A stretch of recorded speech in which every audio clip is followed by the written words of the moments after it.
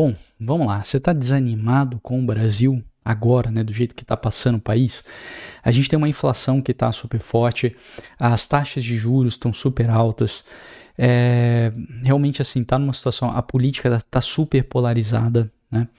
A gente está vendo agora as questões ali sobre um possível golpe, né? E aí um lado fala que não tem golpe, o outro lado fala que tem golpe, que tem que punir, enfim, tá tenso, tá complicada a situação da política, isso deixa a gente ainda mais inseguro sobre o país. Será que as coisas já foram piores do que estão agora no Brasil? A resposta é que sim, já teve muito pior. E hoje eu quero te contar uma história que pode mudar um pouco a sua visão sobre como investir em tempos de crise. Fica aqui comigo até o final e descobre como que o realismo é a chave para você se dar bem, para você superar esses momentos. Então, já vivemos tempos muito difíceis no Brasil. A inflação... E agora vamos pensar nesse momento, né? A inflação realmente ela está muito forte, as taxas de juros são proibitivas, então quem quer fazer algum financiamento, tanto que você começa a ver o pessoal recorrendo a consórcio, enfim, saindo ali do tradicional, que seria fazer um simples financiamento, né? Seja para um capital numa empresa ou para adquirir um imóvel, um carro, qualquer coisa assim, a taxa de juros realmente está proibitiva. E o país, por causa disso, ele parece travado. Mas antes de você desanimar por completo, eu quero te lembrar que o Brasil ele já enfrentou situações muito piores, como por exemplo lá nos anos 90, durante o governo do Collor. Quando o Collor ele assumiu, a inflação era mais de 1000% ao ano, então era uma inflação muito mais forte do que está agora no Brasil. E ele prometeu que faria algo, que ele seria algo novo, né? Uma política nova, uma cara nova. E o que ele ia fazer? Ele ia abrir a economia, então finalmente poderia ter importação, né? E de fato ele fez isso e isso realmente foi algo muito bom. E ele também trouxe a esperança de que ele ia matar, ele ia dar um tiro fatal ali nessa inflação que não parava de subir. Então, ou seja, houve ali um otimismo muito grande, uma sensação de algo novo está chegando. Só que também tinha muito medo, né? O que será que ele vai fazer? Naquela época, o investimento que segurava melhor ali aquela inflação era o overnight, né? Que é como se fosse o Tesouro Selic de hoje em dia, ou seja, todo dia ali o dinheiro vai rendendo um pouco. E muita gente, inclusive, tinha medo, né? O que ele vai fazer, né? Será que o Collor vai... qual vai ser a medida? Ninguém fazia ideia. Então, será que vai afetar o overnight? Então, muita gente migrou do overnight e foi para a poupança, que era um investimento, vamos dizer assim, mais tradicional, talvez ali tido como mais seguro, mas enfim, foi a tentativa, né? E o fato é que deu muito errado, né? Quem fez essa migração, né? Mas também o overnight também foi terrível. Então, o que aconteceu? Veio o confisco. Então, foram cerca de 100 bilhões de dólares, né? Foi um montante assim absurdo que o governo confiscou. Então, o povo não tinha mais acesso ao seu dinheiro que estava investido. Quem tinha ações não foi diretamente impactado, porque não houve um confisco de ações, isso não é possível de ser feito, porque a ação é um título, não é um financiamento, né? Não é um crédito ali, ou seja, uma participação numa empresa. Né? Confiscar uma participação numa empresa seria estatizar uma empresa. Né? Porém, por outro lado, a bolsa despencou, não tinha liquidez, nem a própria bolsa tinha caixa para liquidar quem, por exemplo, vendesse as ações, porque todo o dinheiro ficou congelado. Esse foi o objetivo ali do Collor nesse congelamento, né, de recursos. Então não tinha liquidez, foi o caos completo ali por pelo menos 2 semanas, né, a bolsa praticamente não operou. Então assim, imagina essa situação. Por que eu estou trazendo essa memória aqui hoje? Porque as crises, elas ensinam lições. Certamente lições muito valiosas. A gente sai mais forte de toda a crise, né? Quem, claro, souber sair da crise.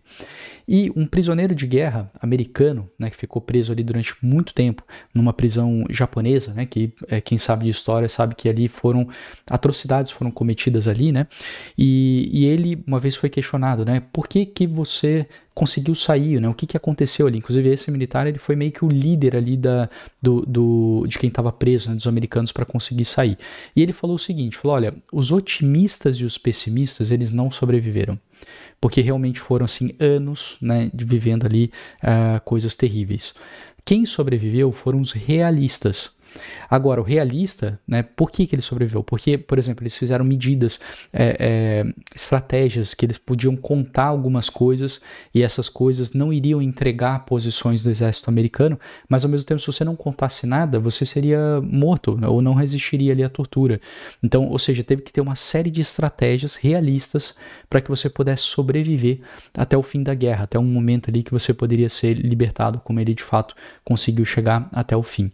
Então, o que eu gostaria, né, é que você tivesse essa postura nos seus investimentos, uma postura realista.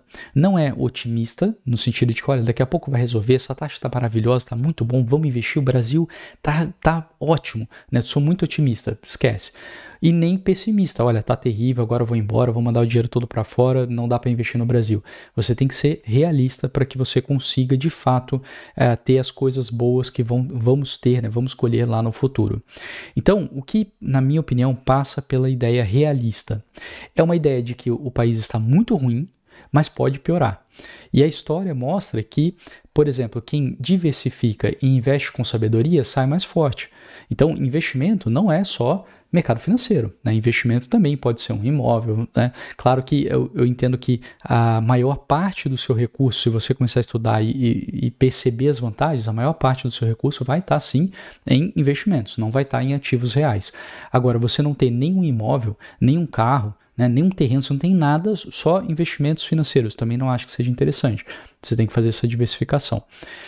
A outra coisa que eu acho muito importante é você ter ideia de que título público não é garantia de nada. Então, título público é o que lá atrás era o overnight, né? Ou a poupança, era aquele investimento que você pode pôr que você não vai se preocupar. O que aconteceu? Pum, confisco. Então, não estou falando que vai haver um outro confisco no Brasil. Só estou falando que não é garantia de nada.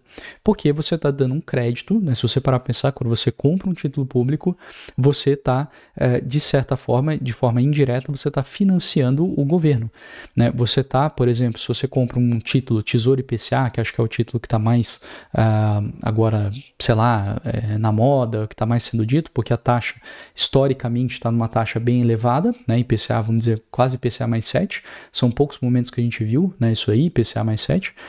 Então, muita gente fala, poxa, olha aí, muito interessante esse investimento.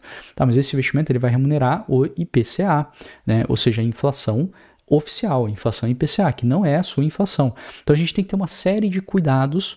Então quando eu falo que não vai haver confisco, eu realmente acho que não vai haver confisco, mas pode ter uma série de outras medidas horríveis que o governo considera que talvez seja bom, mas a gente sabe, vamos dizer assim, pelo livro texto de economia, né, que não vai ser bom, enfim, a gente tem que tomar cuidado, a gente tem que ser realista, porque pode ser ruim, não é garantia de nada, nem o título público. E ser dono de empresas, né, que você pode fazer isso fora da Bolsa de Valores ou dentro da Bolsa de Valores comprando ações. Ter essas empresas de qualidade, seja uma empresa sua, seja uma empresa na Bolsa de Valores, sempre vai ser a melhor aposta para o longo prazo. Não estou falando para uma semana, 2 semanas, estou falando para anos. Inclusive, houve uma dúvida, né, de um aluno recente numa mentoria sobre como que a ação repassa quando você tem uma inflação muito grande. E eu entendo que, assim, se você quiser estudar um pouquinho mais disso, olha as empresas argentinas agora, né? Ou agora eu digo assim, nos últimos anos, você vai entender ali o mecanismo. E quando eu falo empresa argentina, na verdade vai dar trabalho, né? É melhor você olhar as empresas brasileiras que têm parte do negócio na Argentina é parte relevante.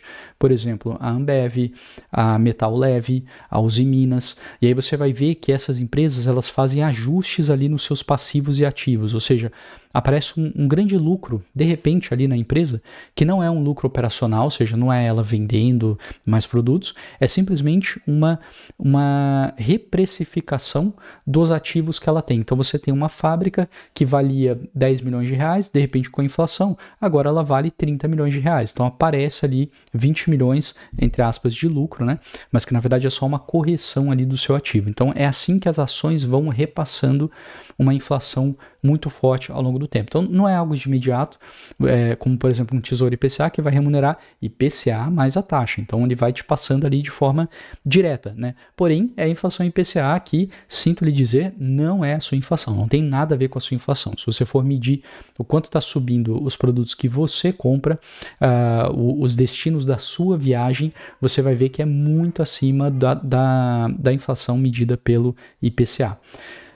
Já esse repasse das empresas, se você, só de forma hipotética, né, se você compra carro da Volkswagen e tem ações da Volkswagen, se você viaja de avião com a Azul, tem ações da Azul, se você come picanha da JBS, tem JBS, enfim, se você é dono dessas empresas que você consome, certamente, ou quase certamente, vai haver o repasse real da inflação, né? Você realmente vai manter o seu poder de compra com o passar do tempo.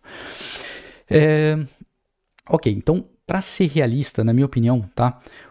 Você tem que pensar o seguinte: o Brasil está longe de resolver os seus problemas, está longe de resolver a desigualdade e a pobreza. Tá? Então, na minha opinião, né, o caminho que está sendo feito é o caminho inverso, né? Só vai aumentar a desigualdade, aumentar a pobreza, ou seja, está indo para o caminho completamente errado, né? Direção errada.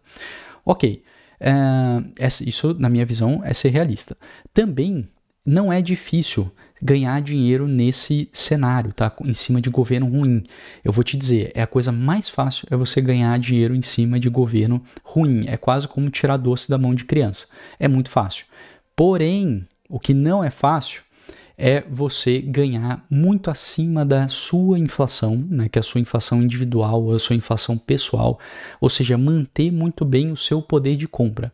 O que eu estou querendo dizer aqui? Sendo de uma forma muito direta.